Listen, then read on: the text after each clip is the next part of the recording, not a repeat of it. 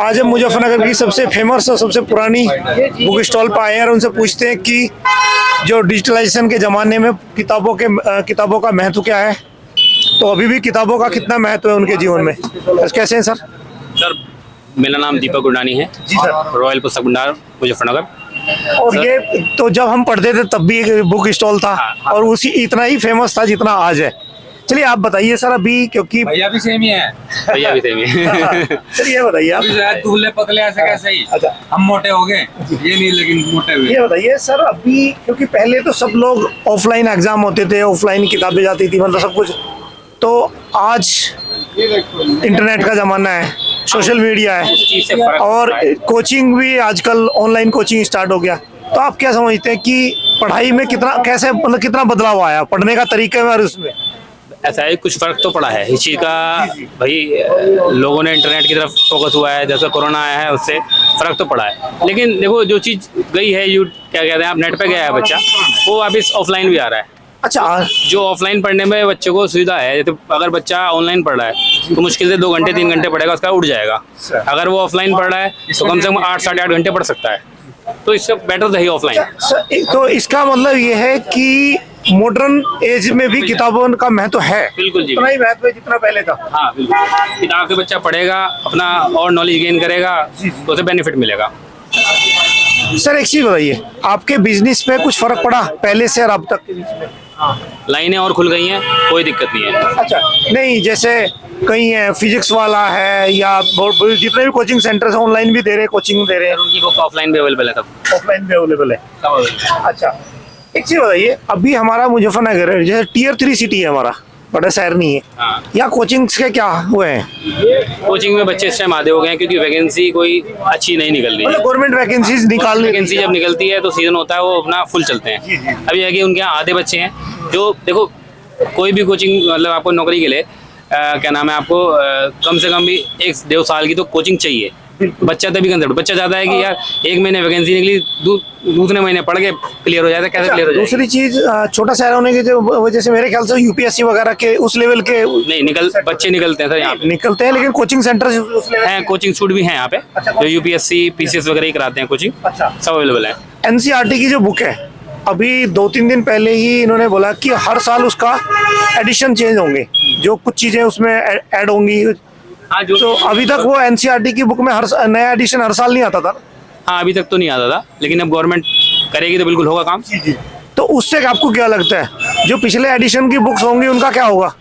वो खत्म हो जाएंगी जी। ऑलरेडी जब स्कूल में नहीं चलेंगी तो ऑटोमेटिक खत्म हो जाएंगी। जी। पहले बच्चे ऐसा करते थे कि जब हम पढ़ते थे तो वही सीनियर स्टूडेंट्स की बुक ले ली, काम चला लिया। हाँ, अभी होता है, लेकिन अब आने वाले टाइम जैसे ये हर साल न्यू एडिशन आएंगे तो उसमें तो फर्क पड़ जाएगा। हर साल नहीं निकाली गवर्नमेंट। जैसे कोई चेंज होना है, जैसे कोई चैप्टर हट गया, कोई चैप्टर हट जाएगा और किताब बदल जाएगी। अच्छा, जो ऐड होना है वो पहले 12th की मैथ की इतनी मोटी किताब आती थी जी, अब वो इतनी हो गई है, चैप्टर घटा नहीं, दी। पहले तो सर 11th 12th में 2 साल का कोर्स आता था, अभी तो क्या हो गया, वैसे 1 साल का ही आता है। नहीं, ईयर वाइज ही होता है अब तो। ईयर वाइज होता है, तो पहले से इजी हो गया। हाँ, पहले से इजी है, चैप्टर्स कम। जैसे पहले सीबीएसई बोर्ड होता था या आईसीएसई बोर्ड है, यूपी बोर्ड काफी टफ होता था, 2-2 साल के उसमें सिलेबस डाल देते थे। अब उसी लेवल का हो गया है, उसी लेवल का हो गया, और इनके जो मार्क्स वगैरह भी उसी लेवल पे उसी लेवल पे आते हैं जब तो कंपटीशन स्टेट बोर्ड में सीबीएसई बोर्ड में कोई अंतर नहीं कोई रहा। अंतर नहीं है, सेम ही है जी। सेम ही है।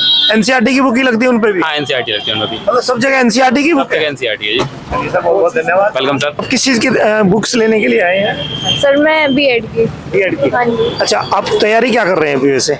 सर मैं गवर्नमेंट एग्जाम की कर रही हूँ, लेकिन साइड में मेरी बीएड की एग्जाम है। बीएड के एग्जाम। हाँ जी। तो आपने मतलब बीएससी किया, एमएससी किया, क्या किया? हाँ जी, मैंने बीएससी किया, उसके बाद जिससे साल मेरा वेस्ट ना हो, मैंने साइड बाय साइड बीएड में ले ली। बीएड भी ले लिया।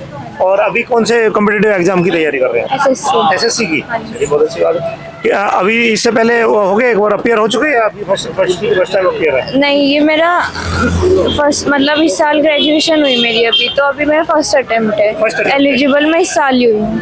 ओके, चलिए बहुत अच्छी बात है। एक चीज़ बताइए, आप यूथ हैं और गर्ल हैं, ये बताइए कि अभी माहौल कैसा है मुजफ्फरनगर में या इंडिया में, गर्ल्स के लिए स्पेशली पूछूंगा। सर मैंने ऑफलाइन आज तक कोचिंग नहीं ली। कोचिंग की बात नहीं कर रहा, as a women, as a girl, मतलब वैसे सुरक्षा के हिसाब से, आपकी मतलब सेफ्टी के हिसाब से? सर ठीक है। ठीक है। हाँ जी। पहले थोड़ा सा माहौल अलग था, अभी क्या है? अब तो बिल्कुल सेफ है, आप बिल्कुल डर नहीं लगता बाहर। यूथ है आप क्या क्या चाहते हैं? गवर्नमेंट की इसी को रिटेन करना चाहते हैं? आपने वोट भी किया होगा, मैं ये नहीं पूछूंगा वोट किसे किया। गवर्नमेंट कैसी है अभी? अच्छी है। अच्छी है। हाँ जी। मैं अच्छा हूँ। आपका नाम सर? शहबाज राना। अच्छा राणा जी, आप क्या काम करते हैं? मैं एडवोकेट हूँ। एक चीज बता दीजिए, अभी इंटरनेट का जमाना है और सारी चीज चाहे बुक्स हो, कोई भी चीज हो, सब इस पे इंटरनेट पे अवेलेबल मिल रहा है। आप क्या सोचते हैं, किताबों का जो पहले महत्व था, जो इम्पोर्टेंस थी, वो अभी भी इतनी बनी हुई है या कुछ कम होगी आपके हिसाब से? देखिए, किताबों का महत्व तो जो पहले था वो भी अभी भी इतना ही है। बस ये है कि इंटरनेट के माध्यम से जो सभी चीज़ें स्टूडेंट को इजीली प्रोवाइड हो जा रही हैं, जैसे बहुत सारे लोग अभी भी ग्रामीण क्षेत्र से स्टूडेंट जो है स्टडी में बहुत अच्छे निकल के आ रहे हैं, उनको जो है ऑनलाइन माध्यम से काफ़ी हेल्प मिलती है। लेकिन जो किताबों का जो उपयोगिता है वो जो आपका एक नेट पे अवेलेबल हो गई, लेकिन हमारे पास सेल्फ है, उसमें पढ़ने में जो है काफ़ी अंतर आ जाता है। ऑनलाइन जैसे हम कोई बुक पढ़ रहे हैं, मोबाइल से पढ़ रहे हैं हम बुक, आइज़ पे इफेक्ट पड़ता है उसका, और वैसे हम सेल्फ रीडिंग कर रहे हैं वो काफ़ी देर तक कर सकते हैं हम। तो इसमें थोड़ा सा जो है बस यही एक डिफरेंस है, वरना कोई ऐसी कमी नहीं है। ऐसा तो नहीं कि अगर हम नेट पे तो कोई चीज सर्च करनी चाहें तो एक वो वर्ड टाइप करें तो उसी टाइम निकल के आता है? किताब को ढूंढने के लिए, वो चैप्टर ढूंढने के लिए थोड़ा टाइम लगता है। इस चीज़ में काफ़ी ज़्यादा महत्वपूर्ण है ये नेट का जो संसाधन है। इंटरनेट के माध्यम से कुछ भी चीज़ इजीली अवेलेबल हो जाती है। एक चीज और बताइए, क्या इंटरनेट या सोशल मीडिया के आने से आप क्या सोचते हैं कि हमारी जनरेशन पे मेमोरी पे थोड़ा फर्क पड़ रहा है? क्योंकि हर चीज अवेलेबल है। पहले जो लोग होते थे कैलकुलेशन में और मतलब अपने माइंड में ही कैलकुलेट कर लेते थे और मैथमेटिक्स का बहुत लंबे लंबे कैलकुलेशन कर लेते थे। आजकल हर चीज मोबाइल पे कैलकुलेटर निकालते हैं, करते हैं। तो उसमें आप क्या सोचेंगे कि इससे हमारा जो या आर्टिफिशियल इंटेलिजेंस जो आ रही है वो ऐसा तो कि ह्यूमन ब्रेन को कम कर देगी, उसे ऐसा आदी कर देगी, उस पर डिपेंड हो जाएगा वो एआई पे? देखो, इसमें मैं ये कहना चाहूँगा कि जो ज़्यादा नेट का यूज़ होता है, मोबाइल का यूज़ होता है, सोचने की क्षमता तो कम करता ही है। कहीं ऐसा तो नहीं कि हम एज ए पेरेंट बच्चों को हम ऐसी आदत डाल रहे कि वो ज़्यादा चीज़ों को रिटेन ना कर पा रहे, क्योंकि उन्हें तो इजीली अवेलेबल हर चीज़। इसका बच्चों के लिए मैं कहना चाहूँगा भविष्य में इतना हानिकारक प्रभाव है इस चीज़ का, क्योंकि जैसे जैसे छोटे बच्चों को हम मोबाइल का यूज़ करने देते हैं, ठीक है, बच्चा बिजी हो जाएगा, मोबाइल में लगा रहेगा, लेकिन उसकी जैसे जैसे उसकी आयु बढ़ेगी, उसकी सोचने की जो क्षमता है वो काफ़ी हद तक कम होती चली जाएगी। ये मैं आपके फील्ड से पूछता, आप वकील हैं जी और सबसे ज़्यादा जो पेंडिंग केस अदालतों में जी। लोग बोलते हैं कि डिले जस्टिस डिनाइड जस्टिस की, और जो जज है वो भी एआई का सहारा लेके जल्दी जजमेंट दे दें, 4-4 साल 10-10 साल ना हो। नहीं नहीं, देखो, इस चीज़ को लाने में तो काफ़ी समय लग जाएगा इसमें इंडियन जुडिशरी में, लेकिन इसका इतना उपयोग इसमें शायद नहीं नहीं होगा। सर, जैसे मेडिकल में मतलब काफी इम्पोर्टेंट रोल प्ले कर रही है एआई। बिल्कुल ठीक कर रही है, लेकिन सर, जुडिशरी का जो फील्ड है इंडियन जुडिशरी का, उसमें मुझे नहीं लगता। अच्छा जी जी। ये भाजपा गवर्नमेंट है, मोदी लीड गवर्नमेंट है, इन्होंने 3 तलाक लाए थे। क्या सोचते हैं आपकी 3 तलाक समाज के लिए, मुस्लिम महिलाओं के लिए पूछूंगा स्पेशली, कैसा रहा? मतलब सही है गलत है एज ए लॉयर? देखो, इसके भी 2 पहलू हैं। हमारे मुस्लिम में देखा जाए तो इसमें शरिया कानून को ही मानते हैं, लेकिन हमारे देश में शरिया नहीं, धर्म जो है वो तो हम जो जिसका व्यक्तिगत पर्सनल लॉ है वो तो रहेगा ही, लेकिन इसका लाने का जो रीज़न था वो ये था कि महिला के दहेज के मुकदमे बहुत ज़्यादा बढ़ रहे हैं, जिनकी वजह से डिवोर्स हो रहा है, यही एक कारण था इसका लाने का। लेकिन इसको लाने के बाद देखो उसमें कमी तो हुई है, कहीं ना कहीं कमी हुई, कुछ डर भी बैठा उसका रूल का। नहीं, देखो, इसमें ज़्यादा हद तक मैं कहने नहीं चाहूँगा इस बारे में कुछ। एक चीज़ और बता दीजिए, अभी यूसीसी और सीए 2 कानून है, सीए गवर्नमेंट ने जस्ट इससे पहले लाए हैं जी इलेक्शन से। जी जी जी। आप क्या कहेंगे कि जो सीए लाए हैं वो सिर्फ इलेक्शन पॉइंट ऑफ व्यू से लेके आए या देश के लिए जरूरत था? मैं तो इसमें मेरी राय ये है कि इसमें देश को जरूरत थी इस चीज़ की। जी। और अभी जो काफ़ी संख्या में बाहर से पीपल आ रहे थे, तो उनको नागरिकता से उनको संबंधित प्रावधान बनाने की आवश्यकता थी एक।